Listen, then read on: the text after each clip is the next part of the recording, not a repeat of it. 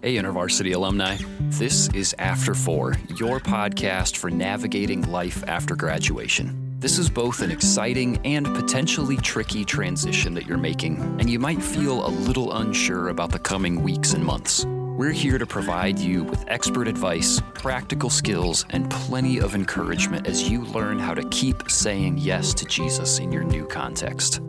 This is After 4, and this podcast is for you, alumni. What's up, alumni? Welcome to After 4, your podcast for navigating life after graduation. I'm your host and guide, John Steele. All right, if you could sit down with a millionaire and ask her for her top 3 pieces of financial advice for someone in your post-graduation stage of life, would you take that opportunity? Do you have time right now?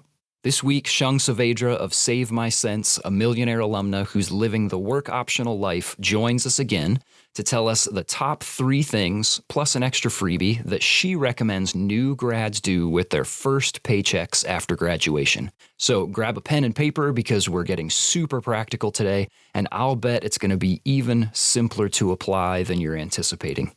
Here's Shang, and this one's for you, alumni. Shang, welcome back to the podcast. Thank you. I feel like I've never left. It feels as if we were doing this just moments ago. That is the case for us. For everybody else, if you're just joining us for the first time, Shang, would you give us just another brief introduction, help us get to know you? Of course. My name is Shang Saavedra. I run the company Save My Sense, where my mission is to help change your money lives 1 cent at a time by focusing on your mental health. I'm also an upcoming author with my debut book, Wealth is a Mindset, coming out in January 2025. And I now live a work-optional life, meaning I saved enough to never have to work again with my husband and my 2 children in sunny Southern California. In our previous episode, I very much encourage listeners, if you haven't caught it yet, go back and listen there. There's some of the internal heart work that we talked about as far as our relationship with money, and just some super helpful things that I think set us up nicely for, that's the matrix that the rest of these things that we're talking about fits into. So if you haven't listened, pause, go back and give it a listen. Otherwise, let's jump right in here.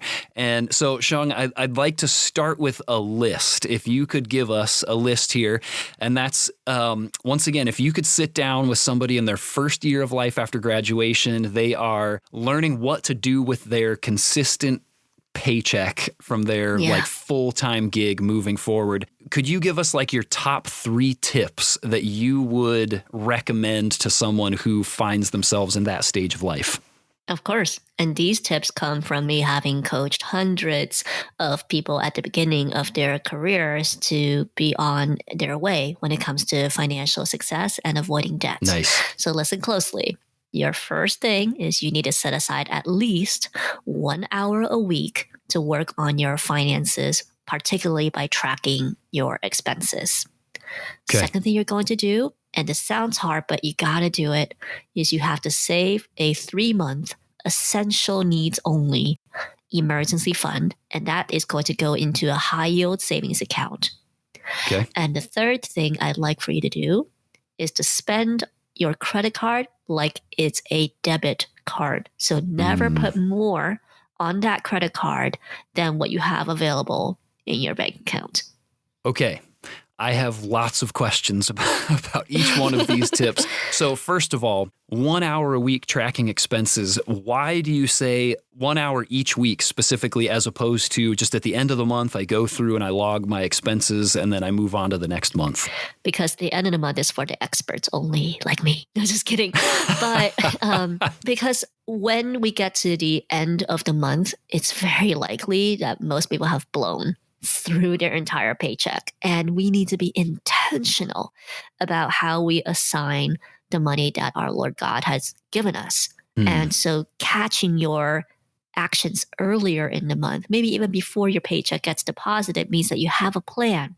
It's more likely for you to commit to a plan by looking at it more regularly. And in fact, I don't recommend this to everybody, but when I started out, I tracked my spending every day. Like every morning when I got my morning drink before I started work, I wrote down all of my expenses from the previous day into my little budget tracker.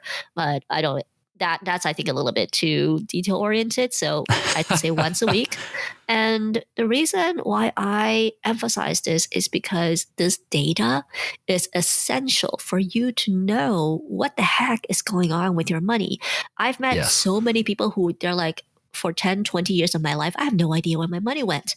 I'm like, oh my goodness. So you're telling me that you spend 40 hours or more a week working, making all this money. And I know working is hard to begin with. Yeah. And you're telling me that you have no idea where all your hard work went. So why not say, look, you spend maybe 40 hours or more a week making money. And I know it's hard to make money in today's economy. Why not put at least 1 hour a week against it to make sure that you keep and save those hard-earned dollars? It's a form of self-care. Just like if you're on a fitness journey, a lot of people who are on their fitness journey, they use these apps to track, like, how far did you run? How long did it take? If you're weightlifting like me, you look at your reps and weights. If you're on a specific diet, you track your macros, your calories. If you're doing a sleep thing, maybe you look at your sleep. It's just data. And data allows us to make better informed decisions. So please, let's everybody spend 1 hour a week to focus on our finances and track our expenses. Do you have recommendations as far as where, like, this is a really great app for tracking your finances? You need a budget.com. I think they spell it YNAB, YNAB.com. You do have to pay for it, but Okay. I think it's a good thing because unlike other budgeting apps that are free, those other apps, they tend to sell your information back to credit card companies and consumer product companies. YNAB is really, it's for you. It's built for you to track your expenses. So I think it's worth the expense. But if not, if you're Excel whiz, you can probably design something in Excel. And literally, when I first started college, I didn't have I did not even know how to work a Google Sheet or whatever. I literally had a Word document. One column was the date, one column was how much I spent, and then I manually added it all up at the end of the month with a calculator. You said that you have spent a lot of time coaching people through this process. What are some of the worst offenders as far as line items in a budget that people are most likely to overspend on, especially at this stage of life? And John, I'm going to get a little nerdy. I come from Okay, the management great. consulting world. And in the consulting world, we often use a framework called a 2x2. It's literally just a diagram of 4 squares that categorizes things on 2 axes. So I'm going to describe our spending as a 2x2. One axis is the amount per transaction, low to high. The other axis is frequency of that transaction from low to high. So to give an example, you have high spend, high frequency items. This can be your rent. You pay your rent every month, and it's a very large number. Car payment, you pay it every month. It's a large item. Those are the first area that I start with because it's a decision that you make, like you lock into a lease for a year, you lock into a car payment for 5 years. It's a one-time decision, but it impacts I've seen it from over 50% of people's paychecks go to that. So that's an area where if you can control your housing and your car spending, you're like half the battle. Then the next item that I look at is low per transaction price, but high frequency. What are these? Subscriptions. People, every time you see a subscription, you're like, oh, $5 a month, $7 a month, $12 a month. That doesn't seem like a lot. You don't think about it in a annual basis. And so people sign up for like 1 million audio, video subscriptions, whatever, fitness, apparel. And then over time, you rack up $300-$400 a month of these random things. And you don't even end up using half the subscriptions. So this is low dollar amount, but high transaction. Then the next thing that I work on helping you reduce overspending is high dollar amount, but low numbers of transactions. These happen maybe once, twice a year, and it hurts a lot, but you spend on it. If you can reduce that, You can reduce a lot of your extra spending. And what are these? Vacations, electronic purchases, and gifting. They don't happen very frequently, and gifting is usually Christmas. Vacation is usually your summer breaks. Well, I guess you're out of school now, so your PTO breaks. Right. And for some people, especially the way utilities work, for example, like maybe you have quarterly oil heating bills, things like that, annual Amazon Prime, things like that. And you pay it once and you forget about it. But it's something that comes up on an annual basis, but it's a very large purchase. And then people freak out when it happens. People don't, save up enough for Christmas, and you put that on credit card debt. So that's the third quadrant. And then the final quadrant is where I don't pay as much attention, but it's where most other people pay attention. It's the low amount, high frequency. So this is your daily grocery purchase, your daily coffees, your weekly avocado toast. Like, I know a lot of financial influencers say, oh, let's cut the coffee, let's cut the avocado toast. I'm like, yes, that I recommend that too, but that doesn't move mountains. Like focusing on your rent, focusing on your car payments, or focusing on your subscriptions. That can really move the needle in getting you from spending all of your paycheck to maybe spending only 50, 60% of your paycheck. Yeah, it makes sense to me. If you can make one really hard but really big decision that makes that significant of a dent, doesn't that like feel better than having to make 50 smaller decisions that will make that same dent? You can have your daily coffee. You can have your avocado toast if you choose to drive a lower cost car or live in a lower cost rental. Yes, exactly. Let's be strategic about the hard decisions that we're making and leave space for just a little bit of like, oh, I hate my car, but it gets me to the coffee shop, and that's nice. And that's nice before I get to work in the morning. There's a little bit of solace in that to be found, at least. That's really helpful. And that 2x2, you can like write that on a piece of paper yourself, and you can start categorizing your, like, where do your budget items fall into those quadrants?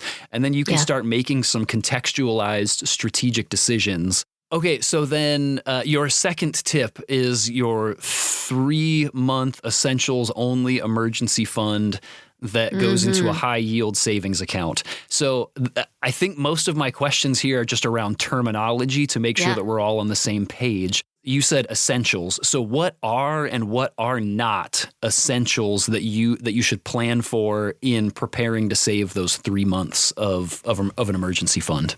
Yeah, the reason why I want this emergency fund is because when you're fresh out of school, the most vulnerable thing that can happen to you financially is loss of income. And the younger you are, the more likely this is going to happen, because layoffs, they typically target, the youngest workers, the ones with least amounts of experience, and then trying to find another job is super difficult. My friends and I, my colleagues and I all lived through the Great Recession of 2008. So I remember how hard that was on a lot of my friends at that time. And so when you lose income, you literally have nothing to live off of. So you got to conserve into only the basics. And there's a couple categories I consider basics. Roof over your head, housing, transportation to get somewhere. It doesn't have to be that fancy car. Communication, because you're going to have to interview, you're going to need internet, you're going to need phone service. Your basic groceries. So we're not eating out, we're not doing takeout, just groceries at home. And then some essentials for hygiene, for clothing yourself, things like that. And then healthcare. Obviously, it's really scary because you might not have a healthcare plan. So a lot of people just really, really try not to get into any accidents. I totally get it. When you're unemployed, like, you do not want to end up at the hospital. So those are the most essential expenses. And everything else is extra. Like, you're in crisis mode. You're trying to find another job. What are things you need to spend on to maintain life? Now, you've mentioned loss of job. Are there other things that count as an emergency, or that you would consider an emergency? And are there things that maybe people tend to say, like, oh, this counts as a good reason to dip into my emergency fund, that you would say, no, not that?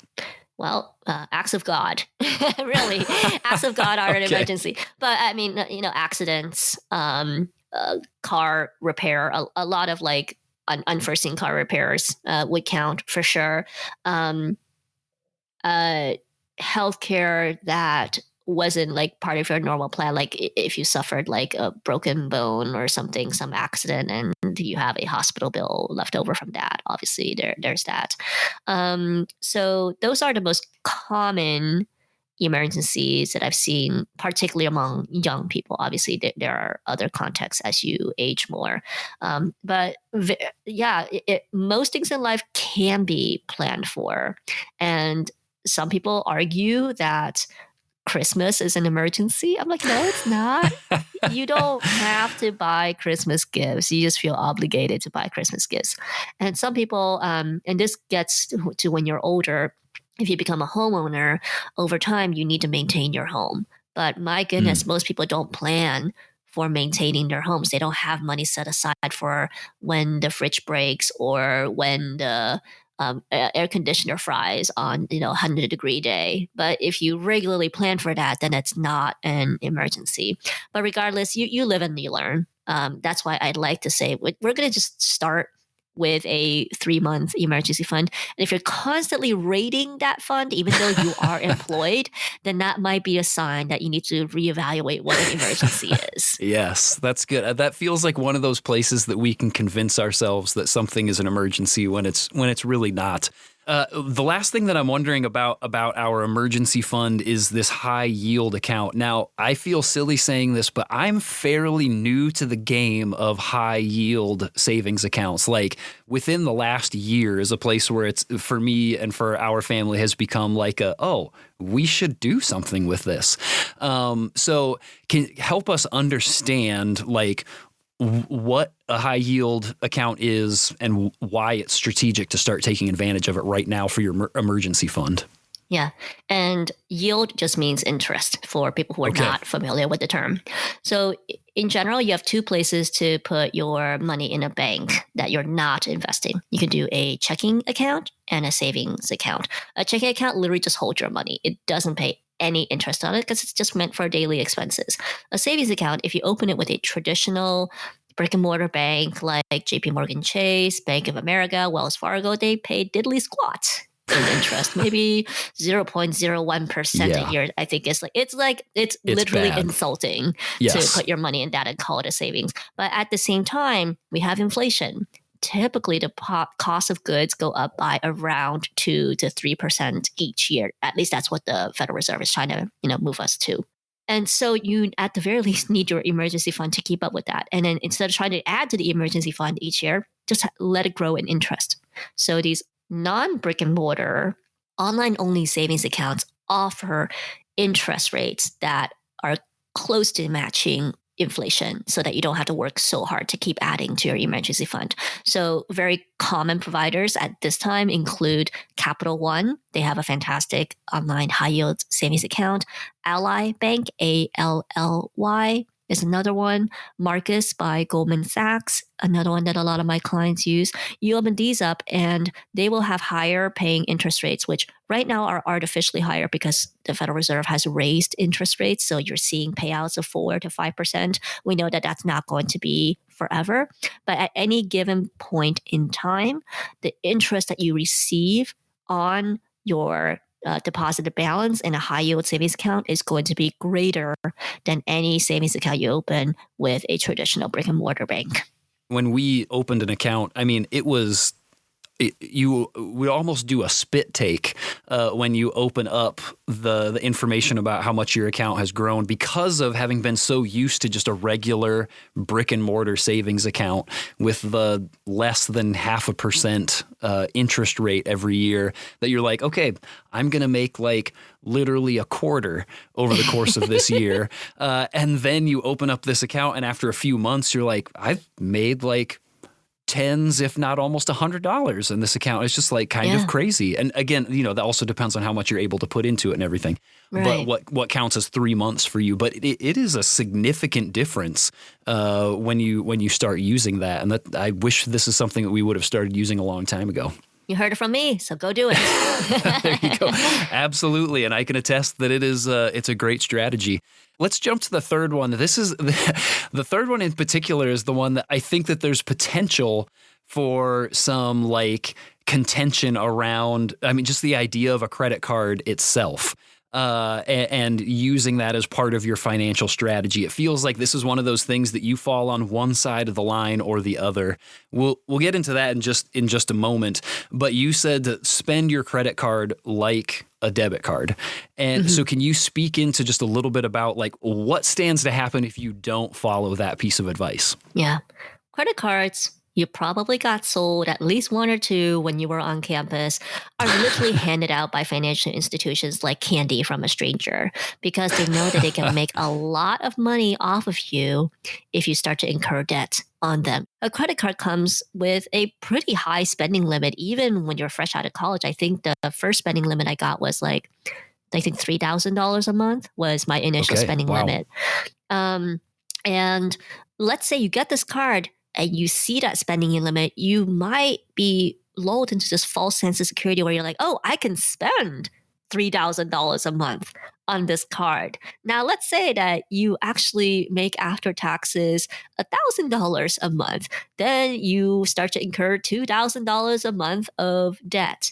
And then what do the credit card companies do? They start charging daily interest rates on that debt amount. And right now, because we're in a high interest environment, it is off. I'm seeing interest rates like 30%. Which is insanity. Like 29.99% APR. And now I cannot do the math really fast in my head, but let's say you incur $2,000 of debt each month. At the end of 12 months, you have $24,000 of debt. Just multiplying that by 1.3 means that $24,000 of debt grows to $31,200 of debt if you add the interest rate on top after a year.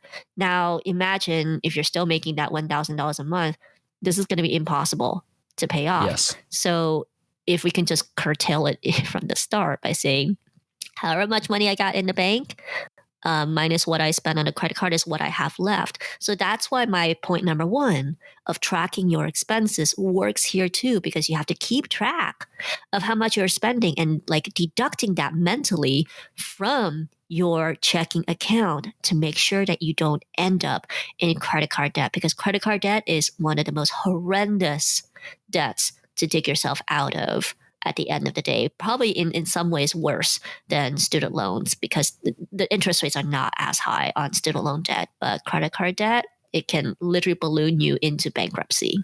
And that takes us very nicely into my follow-up question about this, and that's, is it even worth it? Like, do you recommend that people have a credit card? Like, this is a strategic, you talked in our first conversation together, you talked about like, this is a really great way for like taking vacations is the points that you can get off of credit cards. I assume on the things that you would purchase anyways, not on anything in addition to that. But like, is it, knowing the possible risks, is it worth it to even have one? Or are there nuanced situations where you would say, here's a good situation. If you find yourself here, use a credit card, use it strategically, use it wisely. If you're over here though, just cut it up and don't use it. Remember that I come from a position where I'm very much in control of my personal finances. And so for me, I spend my credit card like a debit card. And I just happen to have the additional benefit of getting points that I can use to save money on travel. And that's the way that I tell people. I was like, if you cannot control your spending on a credit card, then use a debit card. But we also live in a country where having a credit history is so important these days. If you want to get into a good apartment, they look for your credit, lower interest rate on your car. They need a credit history. Eventually, if you wish to buy a house, you need a credit history to get a low mortgage. It's something you have to unfortunately participate in the context of living and working in the United States. And then also we have increasingly cashless transactions everywhere. Now, I know you can do it with a debit card, but again, credit cards help with that too. So in the beginning, I would say is look to establish a credit history and build your credit score by spending wisely on that credit card. But if you absolutely cannot control your spending, then move to a debit card. Might as well do that. But if you can control your spending and start leveling up in personal finance to, reach the level that I teach and coach people towards, then by all means, take advantage of the system and take those points and travel and be the smarter traveler where you're like, yeah, I went to all the fancy places. I just didn't pay as much as everybody else. Yeah, it feels like an opportunity if you have established a healthy rhythm. I am structured in the way that I do my spending. I track my purchases every week, just like Shang told me to, that you could incorporate that in a safe way that actually benefits you using some wisdom and some thoughtfulness. Yeah. Shang, we said at the top of this episode, your top 3 tips. I wonder here before we wrap up together, do you have a bonus tip that you would throw out there? Like, hey, here's a surprise 4th one that you should consider too. Yeah. And I talk about this also in my book, Wealth is a Mindset, which is you're going to make mistakes. That's okay. Don't dwell in regret over your mistakes. All of us are going to make mistakes, more so in our 20s, and then they decrease hopefully over time with wisdom, because that's how wisdom works. And I see a lot of people get so hung up over a financial mistake, or they get so hung up over, oh, I got debt, I had credit card debt, or I have student loan debt. And then from that, they freeze and they never want to think about money. They never want to think about how to dig out of debt, and they just bury their heads in the sand. If we go back to the parable of the talents that the master gives to his servants, you don't want to bury your head in the sand. And I often say, your perceived failures are only failures if you choose not to learn from them and move forward. But if you're failing forward, every time you fail, you learn something, you're like, I'm going to try something new. That's how you grow. And that's how you become an expert, is learning from your past. So give yourself a lot of grace on this journey. Don't beat yourself up when something goes wrong, but fail forward and you will succeed. Yes, I love that. Fail forward. That there's hope to be found in the midst of failing. That we can learn something and we can do better next time. And that's okay. Yes. Yeah. Shang, remind us again when your book releases for those who are catching this conversation for the first time. Yep. My book, Wealth is a Mindset, comes out January 2025. I think we'll be putting the order link in the show notes. Yes. And you can always DM me, send me a message on Instagram at Save My Sense, all one word. At any time, I'm a real human being. I will do my best to reply. That's awesome. Shang, thanks so much for joining us again. And I'm glad to say that we're not done yet, that we have one more conversation we're going to do together that's around romance and finance, relationships. Love and money. Love and money. Not the love of money. Love and money. Love and money. Yes. And how do we make wise decisions around our lifelong partners, and what role does money play in making those decisions? Until then, Shang, thanks a lot for joining us. Thank you. See you next time. Track your spending every week. Stash a 3-month emergency fund in a high-yield savings account, and use your credit card like a debit card, which means don't spend more than you have in the budget. And as a bonus, you're going to make mistakes. Don't let them stop you. Give yourself grace, learn from the mistakes, and keep on going. Alumni, I know that these aren't big, sexy investment strategies that will 10x your FIRE progress tomorrow, but I'm telling you right now from personal experience that it's simple, healthy habits like these that will transform your financial future, and they will train you in the way of being a God-honoring financial manager of the resources that you've been given, whether that's with 1 bag of gold or with 10. If you master these simple financial skills and the others that will slowly come your way as you progress through life, you will be blown away by how far God's resources can reach for you and for the people and causes that He's given you a passion to invest in. All right, come on back next week for our final chat with Shang as we dig into finance and romance and ask the age-old question, what's love got to do with it?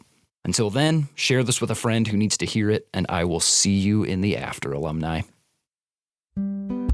Hey, thanks so much for joining us today, alumni. If there was anything that you learned, really enjoyed, or that encouraged you from today's episode, would you send us a DM or tag us in a story? We'd love to hear about it. You can find us at After4Pod on Instagram and Facebook. And if you haven't already, take just a second to unlock your phone and subscribe to the podcast. If your platform lets you, leave us a rating and a review. And if you like what we're doing here, share us with your InterVarsity or other post-graduation friends. Thanks again for listening, and I will see you in the after, alumni.